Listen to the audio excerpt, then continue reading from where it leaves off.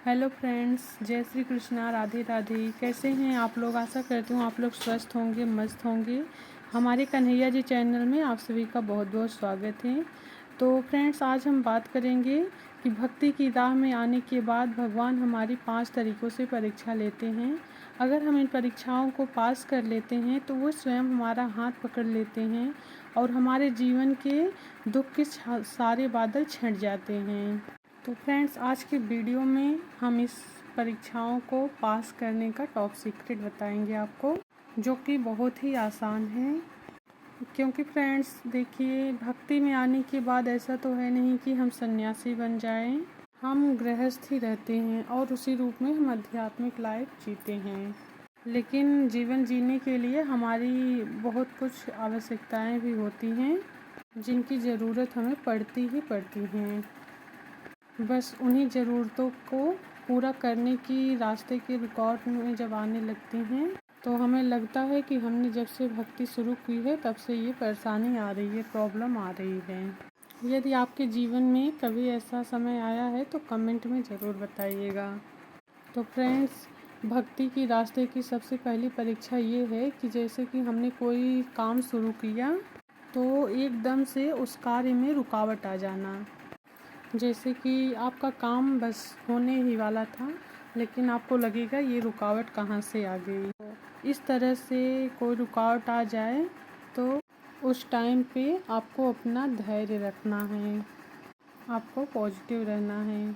दोस्तों, कोई भी प्रॉब्लम आ जाए तो उस प्रॉब्लम में पॉजिटिविटी को ढूंढना बहुत ही ज़्यादा ज़रूरी है। जैसे कि आप कहीं जा रहे हो और आपको चोट लग जाए तो आपको उस चोट के लिए नहीं रोना है, बल्कि आपको उस चीज़ के लिए भगवान को थैंक यू बोलना है कि इतना ही हुआ और आगे नहीं हुआ।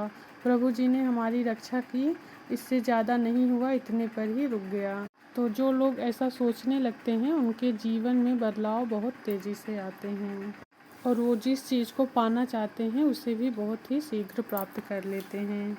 दोस्तों, जो लोग अपने जीवन में पॉजिटिविटी को ढूंढना शुरू कर देते हैं उनकी प्रॉब्लम ख़त्म हो जाती है, उनकी छोटी छोटी ज़रूरतें भी आसानी से पूरी होने लगती हैं।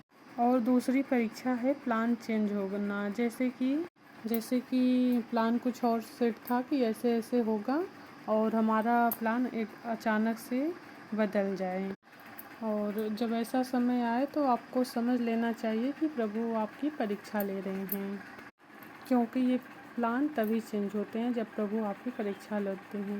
तो तीसरी परीक्षा क्या है कि जैसे हमने किसी चीज़ को पाने के लिए भगवान से प्रार्थना की और उस चीज़ को पाने के लिए हमें बहुत सारी चीज़ों को खोना पड़ा। जैसे कि कहते हैं ना कि एक काम बनता नहीं कि दूसरा बिगड़ जाता है। तो ऐसा आपने भी महसूस ज़रूर किया होगा, परंतु ये चीज़ आपको तुरंत समझ में नहीं आती। वो आगे जाके हमें पता चलेगा कि वो हमारे भले के लिए ही थी। क्योंकि फ्रेंड्स, हम तो अपनी चीज़ों को सामने से देख रहे होते हैं, हमें ये लगता है कि हमारा जो काम है वो ऐसे ऐसे बन जाना चाहिए, क्योंकि परमात्मा हमारी सारी चीज़ों को देख रहा है। ये देख रहे होते हैं क्या हमारे लिए सही है, क्या नहीं सही है, ये देख रहे होते हैं, इसलिए प्लान चेंज हो जाता है। तो उस समय भी आपको अपना धैर्य रखना है। उस समय भी आपको धैर्य रखना है, क्योंकि ईश्वर उस समय भी आपकी परीक्षा ले रहे हैं, आपको टेस्ट कर रहे हैं। वो ये देखना चाहते हैं कि हम सबसे घबराते हैं कि नहीं। अब भक्ति की राह की चौथी परीक्षा की तरफ चलते हैं। तो चौथी परीक्षा ये है कि जब आप भक्ति करना शुरू करते हो तो आप कुछ पाने के लिए काफ़ी समय से मेहनत कर रहे हो, लेकिन वो चीज़ आपको नहीं मिल रही है। तब एक समय ऐसा भी आता है कि आपका उस चीज़ से अटैचमेंट ख़त्म हो जाता है और आपको लगता है कि मिल जाए तो ठीक, ना मिले तो ठीक। और ये वही समय है जहाँ से आपके काम बनने शुरू हो जाते हैं, क्योंकि हमारे प्रभु जी सबसे पहले हमारा मोह ख़त्म करते हैं, सभी चीज़ों के प्रति हमारा मोह ख़त्म करते हैं। अगर आपके साथ भी ऐसा हो रहा है तो समझ लीजिए कि आपकी भक्ति सार्थक हो रही है, परमात्मा आपसे प्रसन्न है। और भक्ति की रास्ते की 5वीं परीक्षा ये होती है कि जब आप भक्ति में आते हो तो अगर आपके साथ कुछ बुरा होता है तो आपकी कोई बुरी आदत नहीं छूट रही है, जैसे कि मान लीजिए आप नॉनवेज, प्याज, लहसुन ये सब सेवन करते हैं, वो आप नहीं छोड़ पा रहे हो, या फिर आपने नॉनवेज तो छोड़ दिया लेकिन प्याज लहसुन नहीं छोड़ पा रहे हो, तो ऐसे समय पे आपको दुनिया वालों से जजमेंट मिलनी शुरू हो जाती है कि लोग आपको राय देना शुरू कर देते हैं। जैसे आपके अगल बगल के आपके फ्रेंड, आपकी फैमिली आपको राय देने लगती हैं कि जब से तुमने भक्ति शुरू की है, जब से तुमने पूजा पाठ चालू किया है, तब से ये मुसीबतें आ रही हैं, तब से आप परेशान हो, और क्या फ़ायदा इस भक्ति का कि तुम प्याज लहसुन अब भी खाती हो, ठीक नहीं है, आप किसी और की पूजा करो। और कुछ लोग तो ऐसा भी कहेंगे, हम तुम्हें ऐसी जगह लेकर चलेंगे कि वहाँ पे तुम्हारी सब प्रॉब्लम ख़त्म हो जाएगी, और बस यहीं से आपका मन भटकना शुरू हो जाता है। तो आपको भी ये लगता है कि हाँ, ये सही कह रहे हैं, मेरे साथ भी तो ऐसा हो रहा है।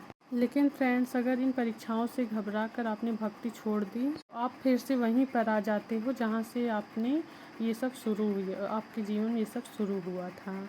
इसलिए इस समय पे आप अपना धैर्य बनाए रखें। तो फ्रेंड्स, इन सारी परीक्षाओं को पास करने का एक ही सीक्रेट है, वो है परमात्मा पर अटल विश्वास। परिस्थिति चाहे जो भी हो, पर आपको अपने मन में ये विश्वास रखना है कि हमारे प्रभु, हमारे कान्हा जी हमारे साथ जो भी करेंगे सब अच्छा ही करेंगे। और ये विश्वास तभी जागेगा जब हम छोटी छोटी चीज़ों के लिए उन्हें थैंक यू बोलना शुरू करेंगे। अगर आपके मन में ऐसा विश्वास आ गया, भाव आ गया, तो आपके सारे काम बनने शुरू हो जाएंगे। परमात्मा आपका सदैव साथ देगा, वे स्वयं आपके हाथ पकड़ लेंगे।